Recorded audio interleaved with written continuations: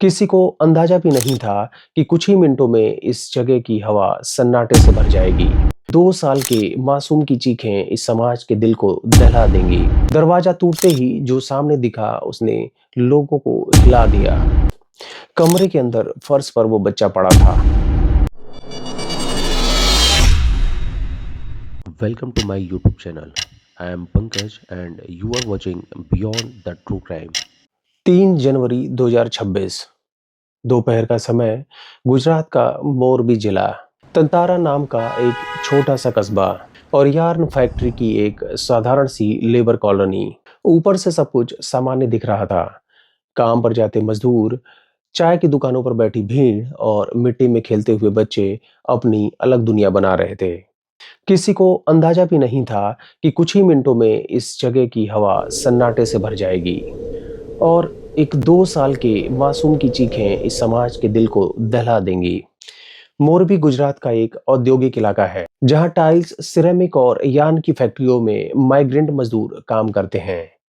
इन्हीं में से एक फैक्ट्री के लेबर कॉलोनी में यूपी से आया एक परिवार रहता था। पति पत्नी और उनका 2 साल का बेटा। कमरा छोटा था, सुविधाएं कम थी, लेकिन उनकी उम्मीदें बड़ी थीं। माँ बाप दिन रात मेहनत करते कि शायद कुछ दिनों बाद उनकी लाइफ स्टाइल बदल जाएगी, जीवन आसान हो जाएगा। इसी कॉलोनी में कुछ घर दूर एक दूसरा माइग्रेंट मजदूर रहता था। 48 साल का ये मजदूर जो वहीं पास में रहता था और उसी यार्न फैक्ट्री में काम करता था। बाहर से देखने में वो भी एक सामान्य मजदूर जैसा ही लगता था। रोज अपने काम पर जाना, वापस अपने कमरे आना और कभी-कभार अपने आस-पड़ोस में बातचीत कर लेना। किसी को भी इस इंसान के बारे में जरा भी अंदाजा नहीं था कि इसके अंदर एक ऐसा अंधेरा छुपा है जो किसी बच्चे के लिए घातक हो सकता है। वो दिन जब सन्नाटा डर में बदल गया। 3 जनवरी 2026 शुक्रवार की दोपहर, फैक्ट्री में दिन की शिफ्ट चल रही थी। लेबर कॉलोनी में कुछ औरतें अपने किचन में खाना बना रही थीं। कुछ बुजुर्ग बाहर बैठकर धूप ले रहे थे और बच्चे आम दिनों की तरह खेल रहे थे। उस 2 साल के बच्चे की माँ भी अपने घर में खाना बना रही थी और उसका बेटा बाहर मिट्टी में खेल रहा था। कुछ देर बिल्कुल सामान्य रहा और थोड़ी देर बाद उस माँ को लगा कि बाहर कुछ सन्नाटा जैसा है। पहले जो बच्चों की आवाजें, खिलखिलाहट और रोना-धोना सुनाई दे रहा था, वो जैसे मानो गायब हो गया था। माँ ने सोचा कि बच्चा शायद किसी पड़ोसी के घर चला गया होगा, लेकिन मन में एक डर पनपने लगा। उसने आवाज देकर उसे बुलाने की कोशिश की, लेकिन कोई रिस्पॉन्स नहीं मिला। अब उसकी बेचैनी बढ़ने लगी थी। वो आस-पास के कमरों में झांककर सभी से पूछने लगी। वो पूछने लगी कि किसी ने मेरे बच्चों को देखा क्या? और देखते ही देखते पूरा गलियारा लोगों से भर गया था जो उस बच्चे को खोज रहे थे। सभी ने सोचा कि बच्चा छोटा है, ज्यादा दूर नहीं गया होगा। लेकिन हर गुजरते सेकंड के साथ उसकी माँ की सांसें तेज हो रही थी। बंद दरवाजा और शक की पहली रेखा खोजते खोजते लोगों की नजर उसी कॉलोनी के एक कमरे पर पड़ी। उस 38 साल के मजदूर का कमरा। आमतौर पर वो आदमी इस समय या तो फैक्ट्री में होता था या वो बाहर दिख जाया करता था। लेकिन आज उसके कमरे के अंदर अजीब सी खामोशी थी। कुछ पड़ोसियों ने उसके दरवाजे को खटखटाया। उन्हें अंदर से कुछ आहट समझ में आई, लेकिन दरवाजा अंदर से नहीं खुला। अब लोगों का शक और गहरा हो गया। बच्चे की माँ वहां आ गई थी। उसकी आंखों में डर साफ दिख रहा था। धीरे धीरे की खटखटाहट अब जोर से धक्के में बदल गई। लोग जोर जोर से आवाज दे रहे थे कि दरवाजा खोलो, लेकिन अंदर से कोई भी दरवाजा खोलने को तैयार नहीं था। आखिरकार डर और बेचैनी ने लोगों का गुस्सा इतना तेज कर दिया कि लोगों ने उस दरवाजे को तोड़ दिया। जो अंदर मिला उसे बयां करने के लिए शब्द नहीं है।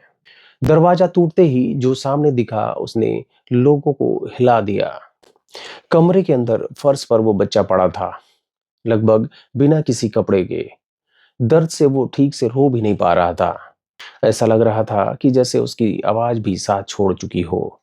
उसके चेहरे पर दहशत थी और शरीर पर ऐसे निशान थे जो साफ बयां कर रहे थे कि उसके साथ कितना अमानवीय व्यवहार किया गया है।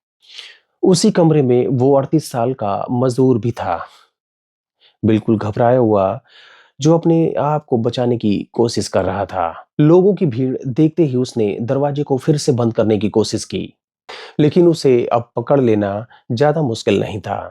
कुछ लोगों ने उस बच्चे को गोद में उठाया, उसे कपड़े से ढका, और ये सब देखते ही उसकी माँ बेहोश होने की कगार पर थी।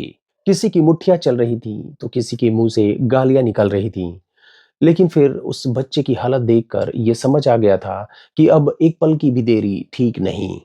कुछ लोग बच्चे को तुरंत नजदीकी अस्पताल ले गए, वहीं कुछ लोगों ने उस मजदूर को घसीटते हुए पुलिस स्टेशन ले गए। हॉस्पिटल पहुंचते ही डॉक्टर ने बच्चे का तुरंत जांच करना शुरू कर दिया। रिपोर्ट ने सब कुछ साफ कर दिया था। बच्चे के शरीर में गंभीर आंतरिक चोटें थी, जो ये साफ कर रही थी कि बच्चे के साथ क्रूर यौन शोषण किया गया है। महज 2 साल की उम्र, जिस उम्र में बच्चा ढंग से बोल भी नहीं पाता, उस उम्र में उस बच्चे को ऐसी पीड़ा सहनी पड़ी जिसे बयां करने के लिए कोई शब्द नहीं। डॉक्टरों ने परिजनों को बताया कि स्थिति काफी गंभीर है, लेकिन वो इलाज कर रहे हैं। वहीं पुलिस के लिए ये महज एक केस नहीं था, बल्कि एक ऐसा अपराध बन गया था जिसके लिए भारतीय कानून सबसे सख्त धाराएं लगाता है। पुलिस ने उस अपराधी को कोर्ट में पेश किया, जहां कोर्ट ने उसे पुलिस रिमांड पर 5 दिन के लिए दे दिया, ताकि पूरी तरीके से पूछताछ की जा सके, एविडेंस कलेक्ट किया जा सके, ताकि केस और मजबूत हो सके। इस दौरान पुलिस ने बच्चे के कपड़े भी बरामद किए, जो इस केस में सबसे महत्वपूर्ण फॉरेंसिक सबूत था। सबसे कठिन काम था बच्चे से पहचान कराना। इस केस का सबसे बड़ा सवाल था गवाही। एक 2 साल का बच्चा ना तो ठीक से बोल सकता है और ना कोर्ट में बयान दे सकता है। ऐसे में पुलिस के सामने एक सबसे बड़ी चुनौती थी कि क्या ये बच्चा कोर्ट के सामने उस आदमी को पहचान पाएगा, और अगर हाँ तो कैसे। यहीं पर एक सबसे संवेदनशील प्रक्रिया अपनाई गई, टेस्ट आइडेंटिफिकेशन परेड। ये प्रक्रिया सामान्य मामलों में भी बहुत इंपॉर्टेंट होती है, लेकिन जब पीड़ित महज 2 साल का हो तो ये और भी संवेदनशील हो जाती है। पहचान परेड के लिए पुलिस ने पूरा इंतजाम किया।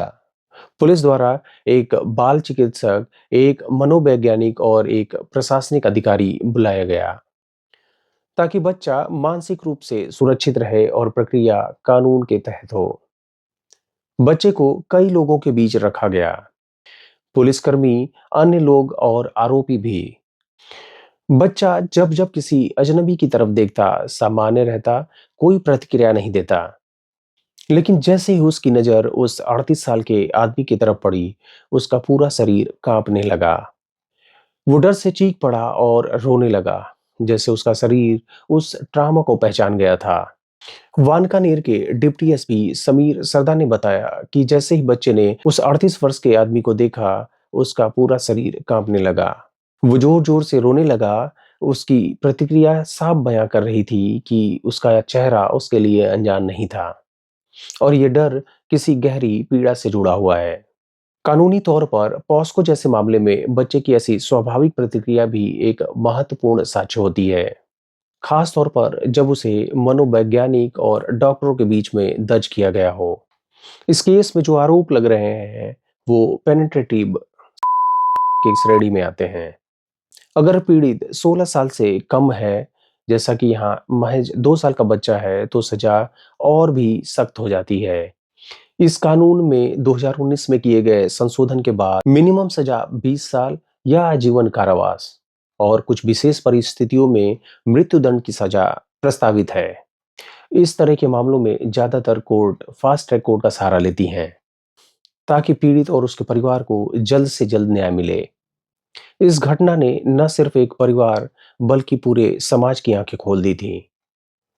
लेबर कॉलोनियां जहां प्रवासी मजदूर रहते हैं, अक्सर शहरों के किनारे पर होती हैं।